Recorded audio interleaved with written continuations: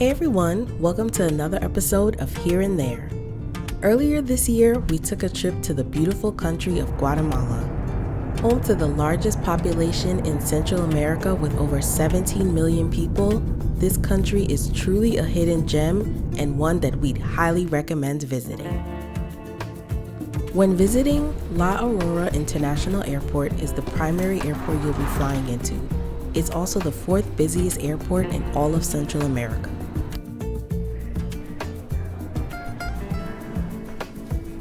Our journey starts in Guatemala City, which is the capital city and the largest city in Central America.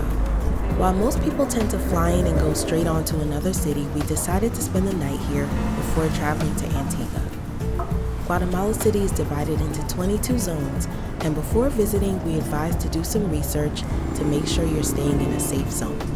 We spent our time in Zone 10 after some recommendations and also because of its proximity to the airport. We found Zone 10 to have very cosmopolitan feel to it, with lots of high-rise buildings, numerous hotel chains, restaurants, and shopping. If you have some extra time, we'd recommend spending a couple of hours or even a night or two here before heading to Antigua.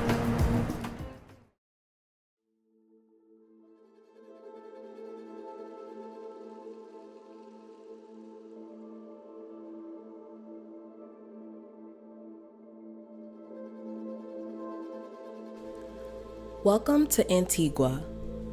Known as a UNESCO Heritage World Site, Antigua was once the capital of Guatemala. Located at the base of Fuego, Agua, and Acatenango volcanoes, this colonial city has held on to its historic heritage. The city has survived natural disasters, including many volcanic eruptions. In 1773, the majority of the city was destroyed by an earthquake, so authorities decided that the capital should be relocated to a safer location, and the city was partially abandoned by its residents. We noticed that Antigua is very pedestrian friendly, and the colonial grid plan makes navigating the city quite easy.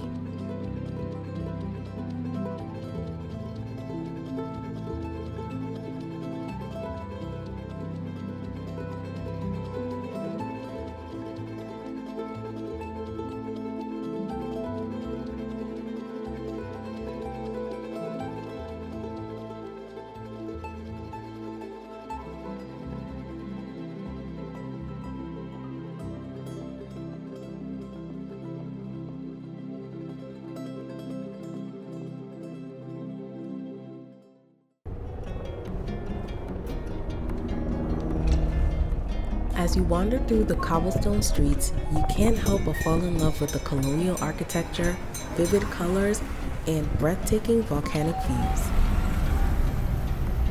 This is a perfect location for those who are up for some exploration. And with that said, let's get started.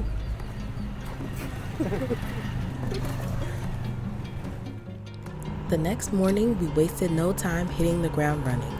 We decided to start our day with a little bit of exercise, and so we visited Cerro de la Cruz. This is one of the most talked about viewpoints in Guatemala. The hike to the top is about a mile, and we enjoyed it so much that we actually ended up doing it twice while here. If you're visiting from the city center, we'd say it's about a 15 to 20 minute walk, and depending on where you're located, you may be able to see the large cross sitting on the hilltop. Visited by locals and tourists alike, this scenic hilltop offers panoramic views of the city with Agua volcano in the distance. We really enjoyed visiting early in the morning so that we were able to avoid the crowds.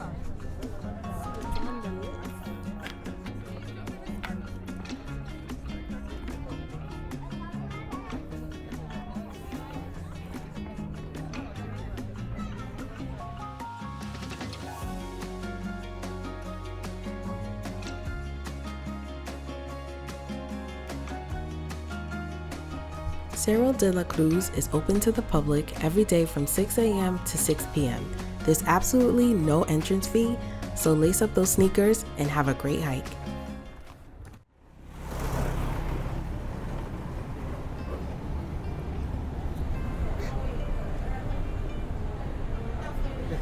No trip to Antigua is complete without spending some time in the city center, also known as Central Park. This lively and vibrant central plaza located in the middle of Antigua is definitely a social center. There's so much to see and do around this lively square, and there's no question as to why it's such a popular spot for locals and tourists.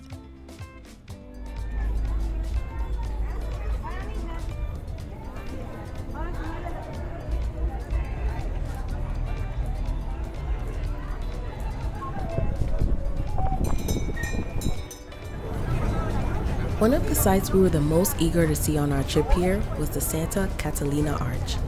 This has to be one of Antigua's most photographed landmarks. The arch dates back from the 17th century. On both sides of the street, there were two convents, and so the arch allowed the nuns safe passage across the street without having to go outdoors and be seen. If you're lucky on a clear day, you can see the Agua volcano perfectly framed in the background. This site is always packed, and so we'd recommend getting here very early, probably around 5:30 to 6 a.m. if you want to have the views all to yourself. The arch is truly a testament to the city's colonial past, so be sure to add it to your bucket list when visiting. During our exploration and a short walk from the arch, we came across what we thought had to be one of the most beautiful churches in the city. Although we did not get an opportunity to go inside, we were told that the rooftop offers a nice view of the city for a small fee. Considered to be a well-known landmark, this church had to be rebuilt on several occasions due to earthquakes.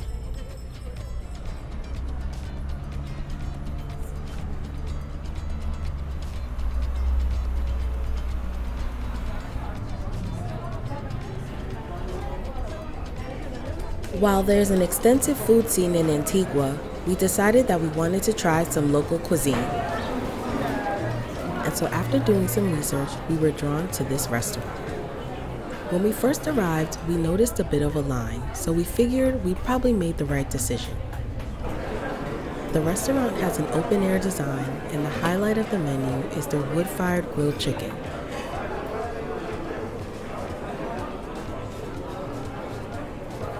Our meal was very simple, but very tasty. With every meal, we got handmade tortillas prepared on site.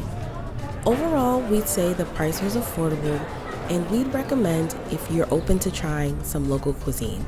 There's a lot of other choices on the menu as well. After a good lunch, it was time to hit the pavement again.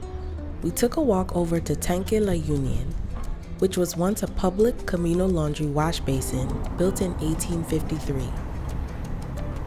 In colonial times, public water tanks and wash basins were gathering places for local women. The structure contains a large rectangular water tank with several stone basins that allow women to be able to wash clothes simultaneously. While it's no longer used as a public wash basin, it still serves as a symbol of daily life in colonial Guatemala.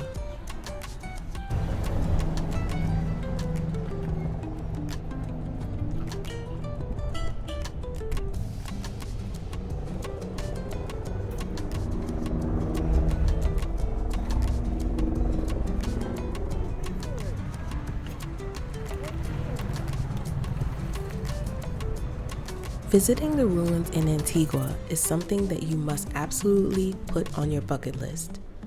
While there are several to see, we decided to take a tour of the San Jose Cathedral.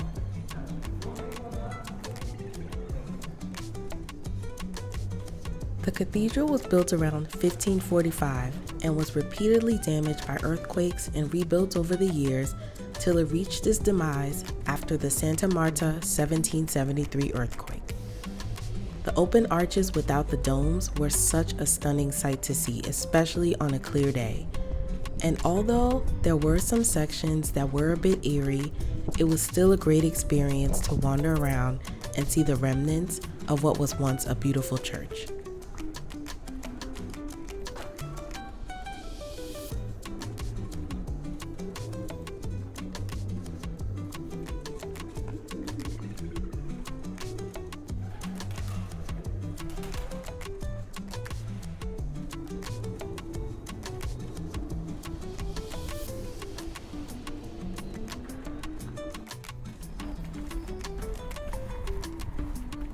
In addition to the ruins, you can also explore the crypts beneath the church. Keep in mind that there is a very small fee for tourists to visit the ruins, which was about 20 quetzales, equaling $3. However, it was well worth it and certainly one of the highlights of our trip. On our daily strolls, we saw several of these decorated repurposed school buses that are known as chicken buses. They are known to be very popular modes of transportation and very affordable for the locals.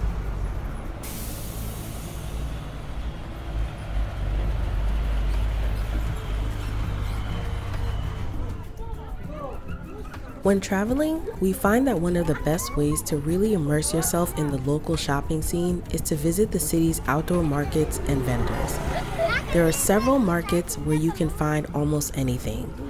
We spent quite a bit of time exploring various stalls, and while we ended up not purchasing anything, it was still interesting to see a glimpse into the local culture. When visiting the markets, we recommend bringing cash with you. And remember to be respectful of the vendors and their stalls. Due to time constraints, we didn't get to dine here, but we still thought it was important to share because this restaurant came so highly recommended. Speaking of food, when it comes to experiencing the heart of Guatemalan culture, there's no better way than through its food. So we decided to check out some local night markets to see what we could find.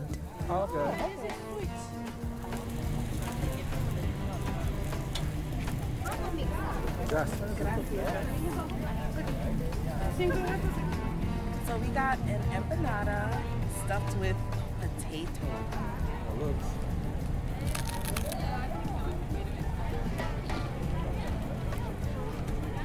Was good? It's crunchy. In a country known for its good coffee, the next morning we decided to check out a small coffee shop located about 10 minutes from our hotel. This was a great place to chill out and get some light bites. As you can see, someone thoroughly enjoyed his iced coffee.